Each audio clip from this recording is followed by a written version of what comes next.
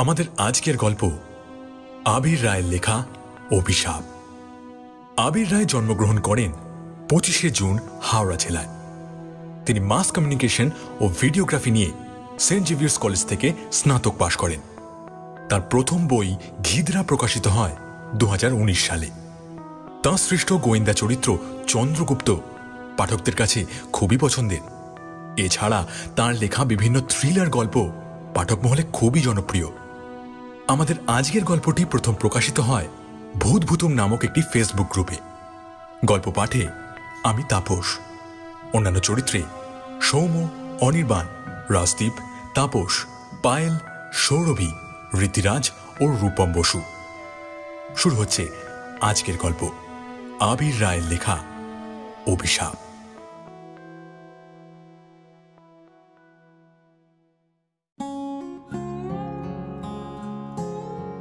মল্লারপুরের রায়চৌধুরীদের কথা একসময় লোকের মুখে মুখে ফিরত। ইংরেজ আমলে তাদের ছিল বিশাল কাপড়ের কারবার। বাড়িতে ঘটা করে পৌষকালী পূজা হতো। গোটা গ্রামের মানুষ 3 দিন ধরে তাদের চণ্ডী মণ্ডপে পাত পেড়ে দুবেলা ভোগ খেত। পরিবারের কর্তা গঙ্গাধর রায়চৌধুরী বৈষয়িক লোক হলেও মানুষটি ছিলেন নিতান্তই জনদরদী।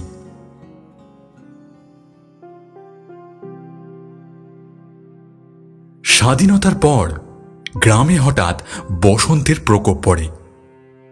ঘরে ঘরে বসন্তের হানায় মানুষ মরতে আরম্ভ করে। রোগে জানা মৃত্যু হয়, তার থেকে বেশি ঘাতক আকার নেয় বসন্ত নিয়ে সেকালের মানুষের কুসংস্কার আর দারিদ্র। সেই অবস্থায় গঙ্গাধর কলকাতা থেকে ডাক্তার আনিয়ে 2 ছেলে ও 1 মেয়েকে সঙ্গে নিয়ে কোমর বেঁধে নেমে পড়েন আরতির সেবায়। নিজের টাকায় গ্রামের বাইরে আলাদা করে শিবির বানিয়ে তোলেন। ফকিরের টোটকার জায়গায় ভালো পথ্যের ব্যবস্থা করেন। টানা 3 মাস রোগ ও সমাজ দুইয়ের সাথে লড়াই করে বসন্তের শেষ লক্ষণটিকে মুছে গ্রামের চৌমাথায় শেতলা পুজো দিয়ে তবে ক্ষান্ত হন। গ্রামের লোক ধন্যি ধন্যি করে গঙ্গাধরের। গোটা বীরভূমে তার কীর্তি ছড়িয়ে পড়ে। কিন্তু এতদিন রোগীদের সংস্পর্শে থাকার কারণেই হোক বা হাড় ভাঙা খাটুনির জন্যই হোক, এর কিছুদিনের মধ্যেই গঙ্গাধরের মেয়ে লক্ষ্মী অজানা রোগে বিছানা নেয়। তারপর রোগ নির্ণয় হওয়ার আগেই চৈত্র অমাবস্যার রাতে গ্রাম শুদ্ধ লোককে কাঁদিয়ে সেই জগৎ ত্যাগ করে। তার শ্রাদ্ধের দিন রায়চৌধুরীদের কুলপুরোহিত স্বপ্ন দেখে যে লক্ষ্মী মা শীতলা রূপে গোটা মল্লারপুরকে আশীর্বাদ করে বলছে যে এরপর থেকে গ্রামে কোনোদিন আর কোনো মহামারী দেখা যাবে না। এই কথা শুনে অনেকেরই চোখে জল আসে। সকলেই লক্ষ্মীর শোকে আরো বিলাপ করে। এরপর কদিন গ্রামের লোকের নিশ্চিন্তেই কাটে। রায়চৌধুরী পরিবারও লক্ষ্মীর শোক ভুলে গিয়ে বড় ছেলের বিয়ের তোড়জোড় করতে আরম্ভ করে। একদিন সন্ধেবেলায় দাওয়ায় বসে গঙ্গাধর তামাক খাচ্ছেন। এমন সময় আলু থালু বেশে এক মহিলা হুমড়ি খেয়ে তার সম্মুখে এসে পড়ে। গঙ্গাধর হকচকিয়ে কিছু বুঝে ওঠার আগেই মহিলা হাউ মাউ করে কাঁদতে কাঁদতে বলে, আমার ছেলেটাই বাঁচান কর্তা, ওরে মেরে ফেলবে, ওরে আপনি বাঁচান। গঙ্গাধর সামলে নিয়ে বলে, কে মেরে ফেলবে? আমার স্বামী। তোমার স্বামী? সে কি? মহিলা কাঁপতে কাঁপতে বলে, বিকেল বেলায় ছেলেটা আমার খেলতে বেরিয়েছিল। সন্ধে গড়িয়ে যাওয়ায় না ফেরায় আমি মাঠে গিয়ে খোঁজ নিতে ওই ঘোষেদের বাড়ির ছেলেটা বলে তার বাবা নাকি তারে জোর করে মাঠ থেকে টেনে নিয়ে গেছে। তা বলে নিজের ছেলেকে মারতে যাবে কেন? মহিলা একটু দম নিয়ে বলতে আরম্ভ করলো, আমার স্বামী দেববি ছিল, ক্ষেতের দেখাশোনা করত, ছেলেরে পাঠশালে দিয়ে আসতো। হঠাৎ তার হাব ভাব কেমন বদলে গেল। সারাক্ষণ কেমন একটা আনমনা ঝিমঝিম ভাব, আর মাঝে মাঝেই ছেলেটার দিকে এমন ভাবে দেখে যেন এক্ষুনি তারে চিবিয়ে খাবে। একদিন গলায় এক গাদা মাদুলি টাদুলি পরে ঘরে আসাতে আমি চেপে ধরলু। আমারে বলল সে নাকি কোন অঘোর ভৈরবের দেখা নিয়েছে। ভৈরব বলেছে 5 বছরের কোন ছেলের রক্তে ক্ষেতের মাটি ভেজলে ফসল নাকি 5 গুণ বেড়ে যাবে। তাই সে নাকি ভৈরবের কাছে সংকল্প করতে আগামী অমাবস্যায় নিজের ছেলেকে নিয়ে যাবে তার কাছে বলি দেওয়ার জন্য। আমি শুনে তার সাথে সাথে তো পরিতোষ বদ্যির কাছে নিয়ে যাই। ডাক্তার বললে রাতে না ঘুমিয়ে আজে বাজে চিন্তা করে বলে বোধহয় এইসব বকছে। অল্প আফিমও নিতে বলে ঘুম হওয়ার জন্য। পরদিন থেকে বিশ্বাস করুন কর্তা, এই পাগলামো বন্ধ হয়েছিল। আজ সকালে উঠেই আমার স্বামী বেরিয়ে গেছিল, দুপুরে খেতেও আসেনি। আমার খেয়াল ছিল না আজ অমাবস্যা।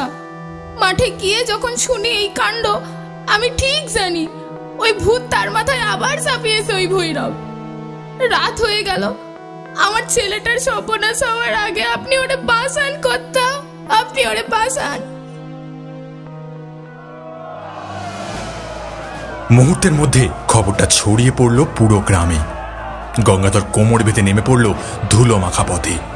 তার সাথে চলল তার 2 ছেলে পবন ও প্রতাপ।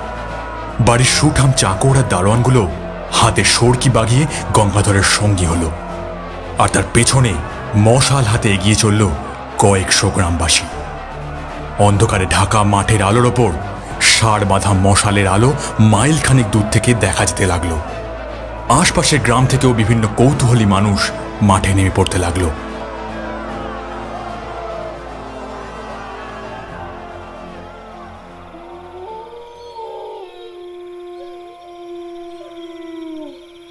ক্ষেতের ঠিক মাঝখানে একটা প্রকাণ্ড শিমুল গাছ।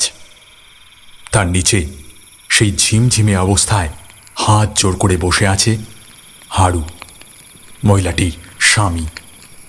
ভৈরবের প্রসাদ খেয়ে তার বুদ্ধি লোপ পেয়েছে। সেই গাছের একটা মোটা শিকড়ের ওপর মুখ হাত বাঁধা অবস্থায় উপুর হয়ে পড়ে রয়েছে হারুর 5 বছরের ছেলে। আর তার সামনে আগুন জ্বালিয়ে 2 হাত লম্বা কুচকুচে কালো ইস্পাতের একটা খাঁড়ার ওপর সিঁদুর লেপছে অঘোর ভৈরব। তার পাথরের মতো কঠিন মুখটা ঢাকা দাড়ি গোফের জঙ্গলে। এলোমেলো জট পড়া চুল প্রায় কোমর অবধি লম্বা, উত্তমাঙ্গ উন্মুক্ত আর বলিষ্ঠ। হঠাৎ তার সিঁদুর লেপা থেমে গেল। মুখ তুলে চাইতেই দেখল তাদের ঘিরে গোটা মাঠে শুধু লকলকে মশালের আগুন। ক্ষিপ্ত জনতা ক্ষুধার্ত নেকড়ের পালের মতো ফুঁসছিল। তাদের সবার নজর শিমুল গাছের গোড়ার দিকে। অঘোর ভৈরব উঠে দাঁড়ালো। হাতের সিঁদুর লেপা খানাটা মৃদু কম্পমান। বাচ্চাটা উপুর হয়ে পড়ে ফুলে ফুলে কেঁদেই চলেছে। মুখটা বাঁধা থাকায় শব্দ বেরোচ্ছে না। বাচ্চাটাকে নিয়ে আয়। বাঘের মতো হুঙ্কার ছাড়লেন গঙ্গাধর রায়চৌধুরী। ছোট ছেলে প্রতাপ এগিয়ে গিয়ে বাচ্চাটাকে কোলে তুলে নিয়ে হাত মুখ খুলে দিল। হারু বাধা দিতে গিয়েও পারল না। তাকে বগল দাবা করে হিঁচড়ে টেনে নিয়ে এলো সরকিধারী 2 দারোয়ান। মুখোমুখি এবার গঙ্গাধর আর অঘোর ভৈরব। কাজটা ভালো করলি না গঙ্গাধর, মহাপিশাচের ভোগ থেকে তাকে বঞ্চিত করলি। আগুন ঝরছে ভৈরবের চোখ দিয়ে। এর ফল তোকে পেতেই যাবে। আমি তো সর্বনাশ করে দেব, আমি তো সর্বনাশ করে দেব গঙ্গাধর। কথাটা শেষ হওয়ার আগেই প্রতাপের এক প্রচন্ড লাথি আছড়ে পড়ল অঘোরের বুকে। অঘোর ছিটকে পড়ার সঙ্গে সঙ্গে জনতার রাগের জ্বালামুখী যেন একসাথে ফেটে পড়ল। রক্তের গন্ধ পাওয়া হিংস্র জনতা মুহূর্তের মধ্যে ছিঁড়ে টুকরো টুকরো করে ফেলতে লাগলো অঘোর ভৈরবকে। গঙ্গাধর থামালেন না। চিৎকার আর আর্তনাদের মাঝে তার কানে পৌঁছাচ্ছিল অঘোরের পৈশাচিক আস্ফালন। আমার মেয়েরে ভাবছিস শান্তি পাবি? মহাপিশাচের অভিশাপ থেকে তুই আর তোর পরিবার রক্ষা পাবে না, পাবে না রক্ষা। তোর সাজানো সংসারী শয়তান মানুষ হবে জন্ম নেবে। তার ছায়া তোর সবচেয়ে কাছের মানুষগুলোর সবচেয়ে বেশি ক্ষতি করবে। তুই কোনোদিন সুখী হবি না, কোনোদিন না।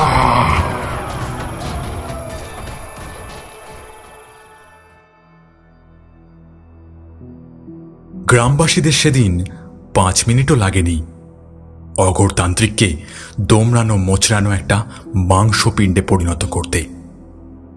তারপর কুলপুরোহিতের নির্দেশে দেহটাকে গ্রামের বাইরে নদীর চড়ায় পুঁতে দিয়ে তার ওপর মঙ্গলচণ্ডীর পবিত্র কুমকুম ছড়িয়ে মন্ত্র পড়ে তাতে বাঁধন দিয়ে গ্রামের লোক ঘরে ফেরে।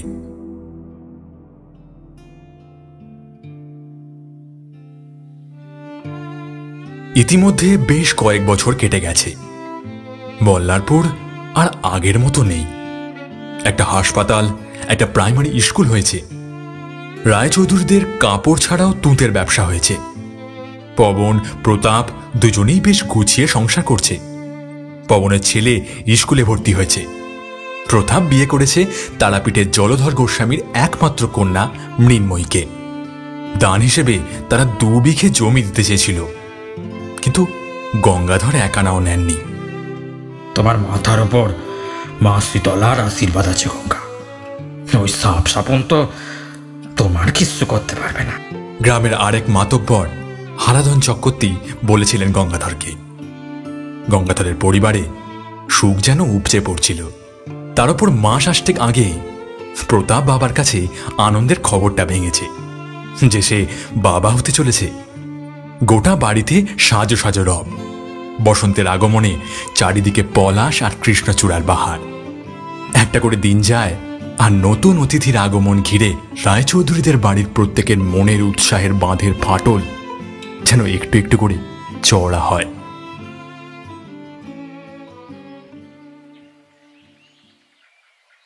ব্যাপারটা ঘটল এক রবিবারের সকালে। রান্নাঘর থেকে হঠাৎ গিন্নিমা মনোরমার হাঁক শোনা গেল। এই ফোনে দেখে দেখে পচা মাছ আনলি শেষ পর্যন্ত? হায় রে! গঙ্গাধরের স্ত্রী মনোরমা বেশ কড়া গৃহিণী। তার নজর থেকে কোনো কিছুই এড়াবার নয়। কাঁপা কাঁপা পায়ে চাকর ফোনই এসে দাঁড়ালো। আমি তো পচা মাছ আনিনি গিন্নিমা। মনোরমা মাছের থলিটা ফোনের দিকে ছুঁড়ে দিয়ে বললেন, তা শুঁকে দেখ দেখিনি, সব মাছ পচা। হ্যাঁ রে, তুই নেশা করে এসব কিনে এনেছিস নাকি যে তোকে দিয়েছে সে নেশা করে তোকে এসব গচিয়ে দিয়েছে? বলিহারি যাই বাপু। ফোনই থলিটা নাকের কাছে আনতেই বুঝল আজ সে তাড়াহুড়ে বড্ড ভুল করে ফেলেছে। কিন্তু কান্তি জেলে তো কখনো তাকে খারাপ মাছ বেচে না। কর্তামশায়ের বাড়ির মাছ বলে কথা। এমন জোচ্চুরি করার সাহস কি সে আদৌ দেখাবে? ফোনে অনেক করে মনে করতে চেষ্টা করল মাছ থলিতে ভরার সময় সে কোনো গন্ধ পেয়েছিল কিনা। কই, তেমন তো কিছু মনে হয়নি। মনে মনে নিজেকেই দায়ী করে সে আবার থলি হাতে বাজারের দিকে হাঁটা দিল।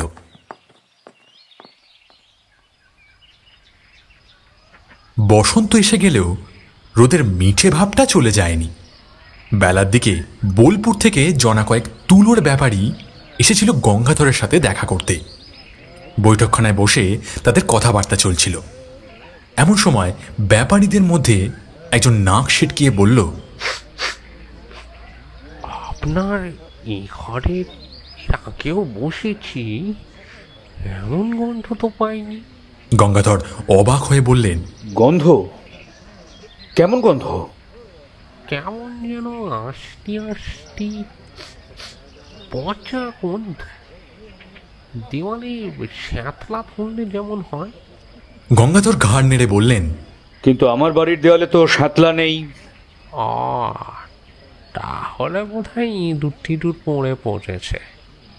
গঙ্গাধর চাকরদের একজনকে ডেকে ভালো করে ঘর সাফ করতে বলে সকলকে নিয়ে দাওয়ায় গিয়ে বসলেন। দোতলায় অনেকক্ষণ থেকে বড় বৌমার উঁচু গলার কথাবার্তা ওনার কানে আসছিল। পবন, এবার হাঁক পেড়ে পবনকে ডাকলেন। পবন উপস্থিত হলে গঙ্গাধর চাপা গলায় জিজ্ঞেস করলেন, কি হয়েছে? এত চেঁচামেচি কেন? পবন শুকনো মুখে বলল, কাল রাত থেকে ছেলেটার জ্বর। এখন বড় বউ গায়ে হাত দিয়ে দেখে গা আগুনের মতো গরম। ব্যাপারীরা চলে গেলে গঙ্গাধর উদ্বিগ্ন মুখে দোতলার ঘরে গেলেন। খাটের এক কোনায় পড়ে রয়েছে খোকা। শিয়রের কাছে বসে তার মা মাথায় জলপট্টি লাগাচ্ছে। জ্বরের ঘোরে খোকার খুব একটা হুঁশ নেই। দাদু ভাই, দাদু ভাই। খোকার গায়ে হাত দিয়ে ডাকলেন গঙ্গাধর। হাতে প্রায় ছ্যাঁকা লাগলো তার। বেশ বুঝলেন এই জ্বর জলপট্টিতে যাওয়ার নয়। ফণিকে ডেকে হাসপাতাল থেকে ডাক্তার ডাকতে পাঠালেন। ঘর থেকে বেরোনোর সময় দুটো জিনিস লক্ষ্য করলেন গঙ্গাধর। প্রথমত, আঁশটি গন্ধটা নিচের থেকেও এই ঘরে প্রবল। আর দ্বিতীয়ত, ঘরে ঝোলানো মহাদেব আর কালীর বাঁধানো পটের মুখের জায়গাগুলোয় অদ্ভুত কালো কালো ছোপ, যেন মনে হচ্ছে সেগুলো তাপে জ্বলে গেছে।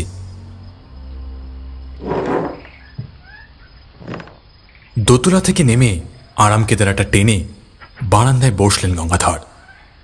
কোথাও যেন কিছু একটা বেতালে চলছে। মনটা ভালো লাগলো না। মাথার ওপর হাত দিয়ে হেলান দিয়ে চোখ বুঝলেন গঙ্গাধর। হঠাৎ পায়ের শব্দে চোখ মেললেন। দেখলেন মৃন্ময়ী জলের বালতি হাতে উঠোন পেরোচ্ছে। এ কি? রাখো রাখো বলে হামলে পড়লেন গঙ্গাধর। এই অবস্থায় কেউ ভারী জিনিস তোলে? মৃন্ময়ী 7 মাসের গর্ভবতী হলেও বাড়ির কাজে তার উৎসাহের কমতি নেই। রীতিমতো বকাঝকা করে তাকে নিরস্ত করতে হয়। বড় ভালো মেয়ে। মৃন্ময়ীকে দেখলে গঙ্গাধরের নিজের মরা মেয়ের কথা মনে পড়ে। ফণি তো ডাক্তার ডাকতে গেল। আপনার চানের জল কে তুলে দেবে বাবা? কথাটা শেষ হওয়ার আগেই হঠাৎ বাড়ির ভিতর থেকে মনোরমার আর্তনাদ গঙ্গাধর আর মৃন্ময়ীর কানে পৌঁছল।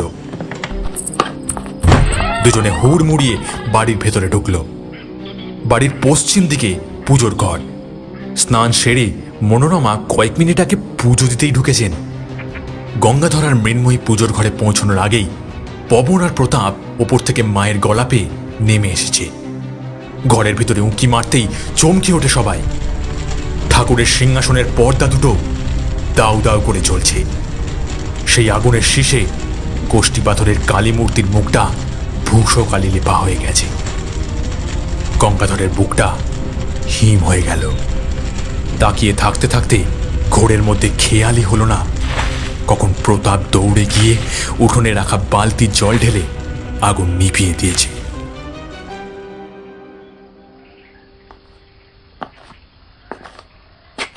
ধীর পায়ে গঙ্গাধর বাইরে এসে দাঁড়ালেন। এত বছরের ভিটেতে কোনোদিন এমন ব্যাপার ঘটেনি। গঙ্গাধরের পিতামহ ভগীরথ রায়চৌধুরী মঙ্গল ঘট বসিয়ে স্থাপন করেছিলেন পারিবারিক কালী মূর্তি। আজ তাঁর সিংহাসন পুড়ে গেল। বিগ্রহের মুখ কালিমালিপ্ত হল। এ কি নিছক দুর্ঘটনা নাকি কোনো বিপদের আগাম সংকেত? কথাটা মনে হতেই গঙ্গাধরের পাঁজরে পাঁজরে শিহরণ খেলে গেল। খোকার জ্বর, সারা বাড়িতে অদ্ভুত দুর্গন্ধ, ঠাকুর দেবতার মুখে কালো দাগ, সব যেন ছকে পড়ে যাচ্ছে।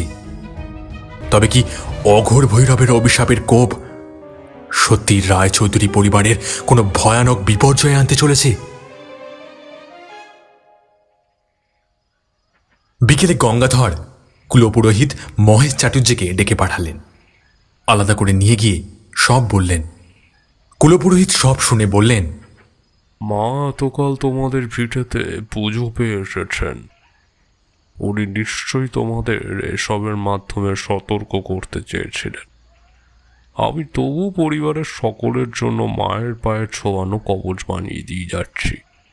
সকলে যেন তৎক্ষণাৎ ধারণ করে, চাকর বাকররাও যেন বাদ না যায়। সন্ধে হয় রায়চৌধুরী বাড়ির মাথার ওপরের আকাশে মেঘ জমতে শুরু করেছে। থেকে থেকে দমকা হাওয়া দিচ্ছে। দূরে কোথাও বৃষ্টি হলে যেরকম দেয়। লম্বা বারান্দার ভেতর বাড়ির বাতিগুলো আজ কেমন যেন নিভু নিভু। গোটা বাড়ি জুড়ে এক অদ্ভুত গা শিরশিরে আবহাওয়া। সবাই যেন সিঁটিয়ে রয়েছে কোনো অজানা ভয়, মারাত্মক কিছু ঘটার অশুভ আতঙ্কে। লাল সুতোয় মায়ের পায়ের ফুল বাঁধা গঙ্গাচলে চোবানো কবচ চাটুজ্জে একে একে সবার হাতে পরিয়ে দিলেন। সেই সাথে নির্দেশ দিলেন বাড়ির কোনো মহিলা যেন চুল খোলা না রাখে। গঙ্গাধর দুই ছেলে আর চাকরদের ডেকে সতর্ক থাকতে বললেন, যদিও মনে মনে ভালোই বুঝছিলেন অশরীরী কিছু যদি আজ তার পরিবারের ওপর আঘাত হানে তাহলে লাঠি সড়কি কোনো কাজেই আসবে না। ঝড় উঠল। পশ্চিম দিকের কালো হয়ে থাকা আকাশের সামনে প্রহরীর মতো দাঁড়িয়ে থাকা তালগাছগুলো হঠাৎ প্রচণ্ড বেগে মাথা ঝাঁকাতে আরম্ভ করল। আস্তাবলের গায়ে লাগানো মশালগুলোর আগুন ফিনকি দিয়ে এদিক ওদিক করতে লাগল। গঙ্গাধর চুপচাপ বুকে ঝোলানো মা কালীর লকেটটায় হাত রাখলেন। চৈত্রের ঝড়ের হাওয়া তো এত ঠান্ডা হয় না। উত্তর দিকটা কেমন ফাঁকা ফাঁকা। দূরে আম শ্যাওড়ার জঙ্গলের দিকে তাকিয়ে থাকতে থাকতে চাটুজ্জে বললেন, খোকা এখন কেমন? গঙ্গাধর উত্তর দিলেন, ডাক্তার ওষুধ দিয়েছে, বলেছে কাল সকালে জ্বর নেমে যাবে। চাটুজ্জে উত্তর দিক থেকে চোখ না সরিয়েই বললেন, চলুন খোকাকে কবচ পরিয়ে দিয়ে আসি। দোতলার বারান্দায় ঝোলানো লণ্ঠনগুলো প্রচণ্ড হাওয়ায় দুলছে। আজ এতদিন চাটুজ্জে এ বাড়িতে পৌরোহিত্য করছেন, কিন্তু আজ দোতলার বারান্দায় উঠে কেন যেন তার শরীরটা হঠাৎ ভারী হয়ে এলো। মনে হলো গঙ্গাধরকে ছাড়া তিনি একা দোতলায় ওঠার বোকামো করতেন না। দুজনে মিলে পবনের ঘরের দিকে চললেন। লণ্ঠনগুলোর দোদুল্যমান আলোয় তাদের ছায়াগুলো বারান্দার এ দেওয়াল থেকে ও দেওয়াল করতে লাগলো। পবনের ঘরে ঢোকার সাথে সাথে দুজনকে নাকে চাপা দিতে হলো। কটু গন্ধটা যেন এখন চতুর্গুণ বেশি। কুলঙ্গিতে রাখা প্রদীপের আলোয় ঘরটা আধো অন্ধকার। খাটের এক কোণায় কুঁকড়ে শুয়ে রয়েছে খোকা। তার ঠান্ডা লাগছে ভেবে গঙ্গাধর তার গায়ের চাদরটা গলা অবধি টেনে দিলেন। ডান বাহুতে চাটুজ্জে কবচটা পরাতে পরাতে বললেন, জ্বরে তো গা এত গরম হয় না। গঙ্গাধর কোনো কথা বললেন না। কি বা উত্তর দেবেন তিনি। নিচে নেমে এলেন দুজনে। এবার চলুন ছোট বৌমাকে পরিয়ে আসি, বললেন চাটুজ্জে। প্রতাপের ঘর সদর দরজার বাম পাশের মহল্লায় একতলায়। উঠোন পেরিয়ে গঙ্গাধর আর চাটুজ্জে প্রতাপকে নিয়ে ঢুকলেন তার ঘরে। মৃন্ময়ী এমনিতে খুব প্রাণবন্ত, কিন্তু আজ কেমন যেন থম মেরে আছে। খাটের এক পাশে জবুথবু হয়ে বসে আছে। উঠে এসো, পুরোহিত মশাই তোমার হাতে এটা পরিয়ে দিই। প্রতাপ বলল। মৃন্ময়ী মুখ তুলল। কি এটা? এটা ধারণ করলে তোমার কোনো ক্ষতি হবে না। হাতটা দেখি মা। চাটুজ্জে বললেন। আমি এসব মানি না।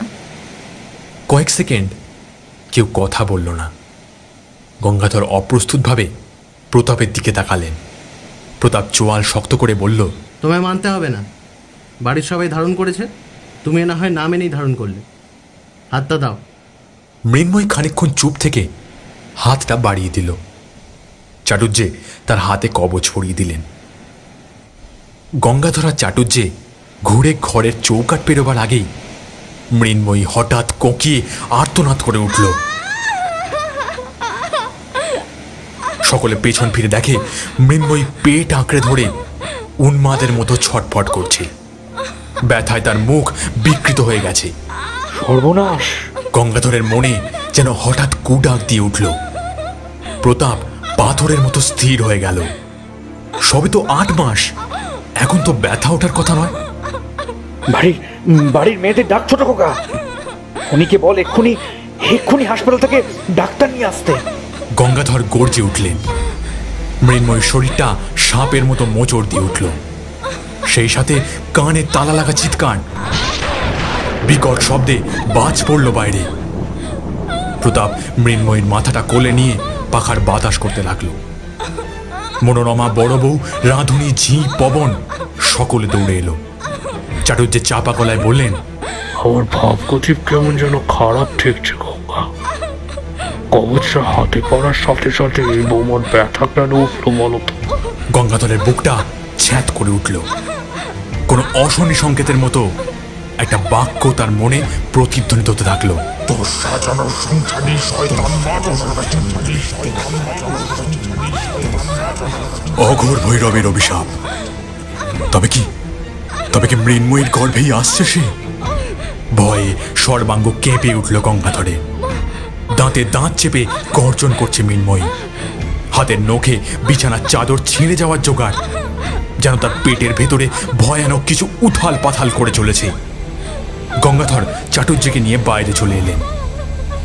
উত্তাল হাওয়ায় ধুলো ঝাপটায় উঠোন তখন অন্ধকার। সদর দরজা দিয়ে কয়েকজন পড়শি মহিলা দৌড়ে ঢুকলো। আমার বড় ভয় করছে চাটুর্যে, ভৈরবের অভিশাপ কি তাহলে সত্যি হতে চলেছে? গঙ্গাধর ধরা গলায় শুধলেন চাটুর্যকে। ঝড়ের গর্জনে অন্য কোনো শব্দ শোনা দায়, কিন্তু সেই সমস্ত কিছুকে ছাপিয়ে বন্ধ দরজা ভেদ করে তাদের কানে আসছে মৃন্ময়ীর নরক যন্ত্রণাকাতর হাহাকার। চাটুর্যে হঠাৎ চুপ মেরে গেলেন। গঙ্গাধরের কথার উত্তর না দিয়ে তার আতঙ্কিত দৃষ্টি দোতলার বারান্দার দিকে। কি দেখছেন উনি? গঙ্গাধরের নজর ঘুরল সেদিকে। আকাশ চিড়ে বিদ্যুতের ঝলকানি খেলে গেল, আর সেই আলোয় গঙ্গাধর যা দেখলেন তাতে তার বুকের ভেতরটা ভয়ে ঠান্ডা হয়ে গেল। দোতলার বারান্দার রেলিংয়ে উঠে পা ঝুলিয়ে বসে আছে পবনের ছেলে খোকা। তার দৃষ্টি সোজা গঙ্গাধরের দিকে, মুখে এক হাড় হিম করা হাসি। ঝড়ে এলোমেলো হয়ে উঠছে তার চুলগুলো। আজ সারাদিন যে বিছানা থেকে মাথা তুলতে পারেনি, সে কিনা রেলিংয়ে উঠে এই প্রচন্ড ঝড়ে অবলীলায় বসে আছে, যেখানে 1 ইঞ্চি এদিক ওদিক হলেই সোজা শান বাঁধানো উঠোনে আছড়ে পড়বে। দাদু ভাই! চিৎকার করে উঠলেন গঙ্গাধর। মাধাই, কেষ্টা, ধরোকে! 2 দারোয়ান সঙ্গে সঙ্গে দৌড়লো দোতলার দিকে। উঠোনে দৌড়ে এলো পবন, তার পেছনে বড় বউ। খোকা আকাশের দিকে ফিরে কি যেন দেখে খিক করে হাসলো। তারপর লম্বা শ্বাস টেনে মারলো এক লাফ। পবন আর তার বউয়ের চিৎকার ঢেকে গেল বাজের আওয়াজে।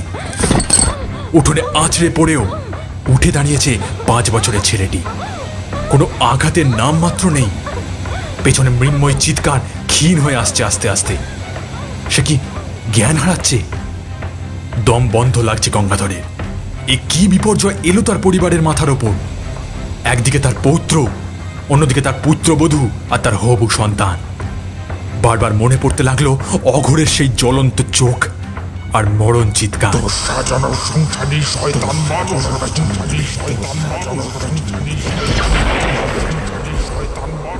হঠাৎ বিদ্যুৎ ঝলকের সাথে গঙ্গাধরের একটা কথা মনে হলো। খোকার জন্ম হয়েছে অঘোরের মৃত্যুর ঠিক 1 মাস পর। তার জন্মের সময় জ্যোতিষী বলেছিলেন যে গ্রহর প্রকোপ জাতক এর উপর ভালো প্রভাব ফেলবে না। খোকা আসার ঠিক পরে মনোরমার পিত্তপাথরি ধরা পড়ে। প্রায় 2 মাস তাকে বিছানায় পড়ে থাকতে হয়। অবস্থা এমন হয় যে রায়চৌধুরী পরিবার তার গৃহিণীকে হারাবার জন্য মানসিকভাবে প্রস্তুত হয়ে যায়। তবে কি? উঠোনের এক প্রান্তে দাঁড়িয়ে খোকা, অন্যদিকে গঙ্গাধর, চাটুজ্জে, পবন আর তার স্ত্রী। অমন পাশবিক চাহনি কি কোনো শিশুর হয়? গলার আর হাতের ধমনীগুলো ওই রকম ভয়ানকভাবে কি কোনো শিশুর জেগে ওঠে? ওই রকমভাবে হিংস্র চাপা গর্জন কি কোনো শিশু করতে পারে? ও কে? ও কি সত্যি গঙ্গাধরের বংশপ্রদীপ, নাকি তার বংশের ধ্বংসের কারণ? সেই অভিশাপের বীজ মানুষ রূপে জন্মানো শয়তান। মাধাই আর কেষ্ট দৌড়ে এলো। খোকা বাবু বলে মাধাই কাছে যেতেই খোকার বিস্ফারিত চোখ তার দিকে ঘুরে গেল। মাধাইয়ের পা ধরে সে মারল এক হ্যাঁচকা টান। স্তব্ধ হয়ে সবাই দেখল অত বড় জোয়ান লোকটা আছাড় খেলো উঠোনে। ভয়ে পিছিয়ে এলো কেষ্ট। খোকা এগিয়ে আসছে।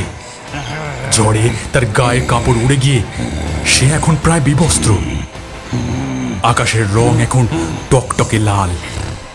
খোকার নজর গঙ্গাধরের দিকে। গঙ্গাধর পাথরের মতো স্থির। সে গঙ্গাধরের সামনে এসে দাঁড়ালো। মুখে আবার সেই নারকীয় হাসি।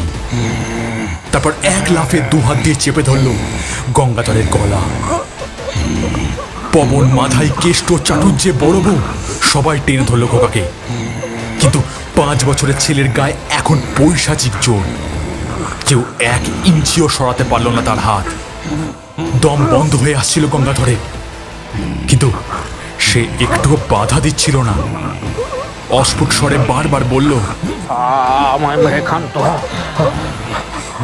আমার জীবন নিয়ে তোর প্রতিশোধের জ্বালা মেটা, কিন্তু কিন্তু আমার পরিবারকে ছেড়ে দে। বিদ্যুতের আলোয় খোকার মুখটা যেন নরক থেকে উঠে আসা কোনো জীবের মতো লাগছিল। খোকা, সোনা ছেলে আমার, ছেড়ে দে বাবা, সোনা ছেলে আমার, ছেড়ে দে বাবা, ছেড়ে দে। চিৎকার করছে তার মা। গঙ্গাধরের দৃষ্টি ঝাপসা হয়ে এলো। হায় রে দাদু স্নেহ, হায় রে বিধাতা, নাতির হাতের শেষ অব্দি।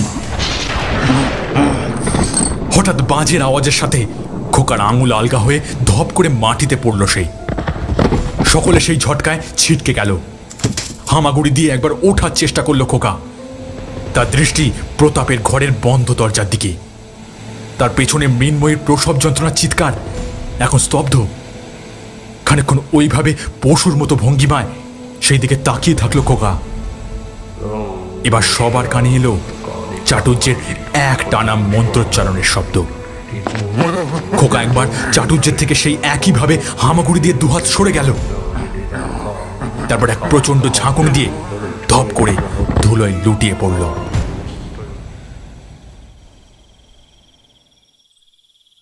ঝড়ের দাপটটা যেন হঠাৎই কমে গেল। পবন অচৈতন্য খোকাকে কোলে তুলে নিয়ে বলল, ঘাম হচ্ছে, জ্বরটা বোধহয় ছাড়লো। গঙ্গাধর অনেকটা সুস্থ বোধ করছে। বড় বউ ফুঁপিয়ে ফুঁপিয়ে কেঁদেই চলেছে। খোকাকে কোলে নিয়ে বুকে জাপটে ধরল। ঠিক তখনই সদর দরজা দিয়ে ডাক্তারকে সঙ্গে করে ফণি প্রবেশ করল। বাঁচালি ফণি। গঙ্গাধর জড়িয়ে ধরল ফণিকে। খোকা চোখ মেলার সাথে সাথে সকলের কানে একটা ক্ষীণ কান্নার আওয়াজ পৌঁছল। আর সেটার উৎসস্থল প্রতাপের ঘর। ঘরের দরজা খুলে সবাই গিয়ে ভেতরে ঢুকল। মৃন্ময়ীর বিছানার পাশে বৃদ্ধা চক্রবর্তী গিন্নির হাতে একটি ক্ষুদ্র জীব হাত পা নেড়ে তারস্বরে কাঁদছে। প্রতাপের মুখে উজ্জ্বল হাসি। বাবা, বাবা আমার মেয়ে হয়েছে বলে দৌড়ে এলো প্রতাপ। ডাক্তার তৎক্ষণাৎ এগিয়ে গেলেন সদ্যজাত তার মাকে পরীক্ষা করতে। খোকা ডাগর ডাগর চোখ মেলে মায়ের কোল থেকে নতুন বোনকে দেখছে। সেই চোখে এখন হিংস্রতার লেশমাত্র নেই। গঙ্গাধর চেয়ে রইলেন নাতনির মুখের দিকে। কি প্রাণোচ্ছল সেই মুখ, তার ঔজ্জ্বল্যে যেন গোটা ঘর আলো হয়ে রয়েছে। তার আগমনে শান্ত হয়েছে দুর্যোগ, স্বাভাবিক হয়েছে তার পৌত্র।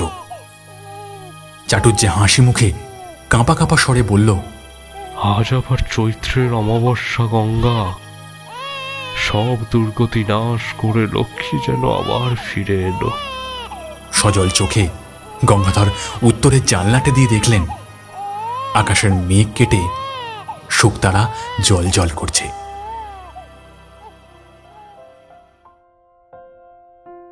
লক্ষ্মীর বয়স এখন 5। মুখখানা তার বাবার মতো হয়েছে বলেই বোধহয় তার প্রয়াত পিসির সাথে মিল পায় সবাই। মাথায় এক মাথা কোঁকড়ানো কালো চুল।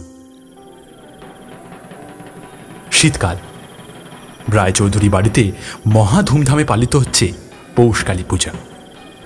ঘড়ি ধরে রাত 10টায় অমাবস্যা লাগার পর পুজো আরম্ভ হয়েছে। গ্রামের কারোর মানত ছিল, তাই এবছর মায়ের সামনে একটি ছাগ বলি দেওয়া হয়েছে।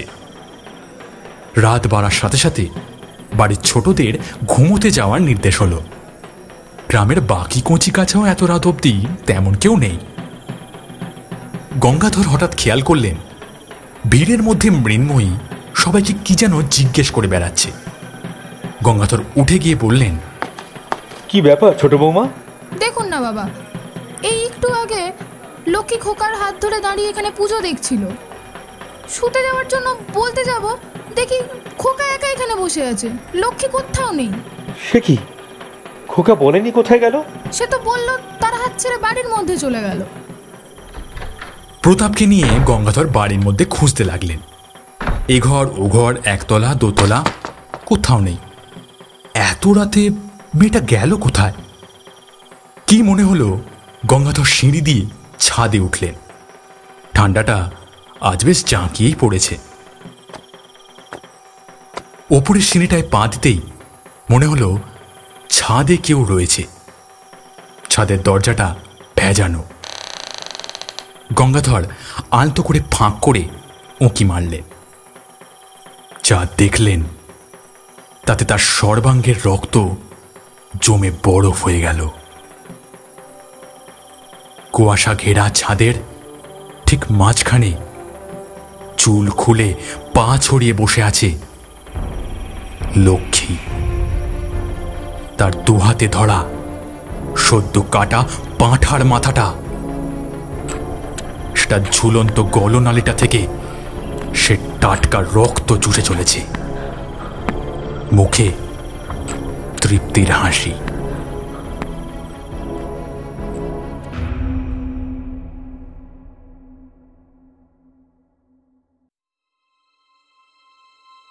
শেষ হলো আজকের গল্প। আবির রায়ের লেখা অভিশাপ। গল্প পাঠে অঘোর ভৈরব, মাধাই, হারু ও জনৈক মাতব্বরের চরিত্রে আমি তাপস, গঙ্গাধর রূপম বসু, পবন সৌম্য, প্রতাপ অনির্বাণ, মনোরমা ও বড় বউ সৌরভী, হারু স্ত্রী ও মৃন্ময়ী পায়েল, মহেশ চাটুর্যে ঋদ্ধিরাজ, কেষ্ট রাজদীপ। এডিটিং ও সাউন্ড ডিজাইন রাজদীপ ও Tapas. Poster design Riddhiraj. Social media publishing Rajdeep. কেমন লাগলো আজকের গল্প? ভালো লাগলে অবশ্যই লাইক করবেন আর কমেন্টে জানাবেন আপনাদের মতামত।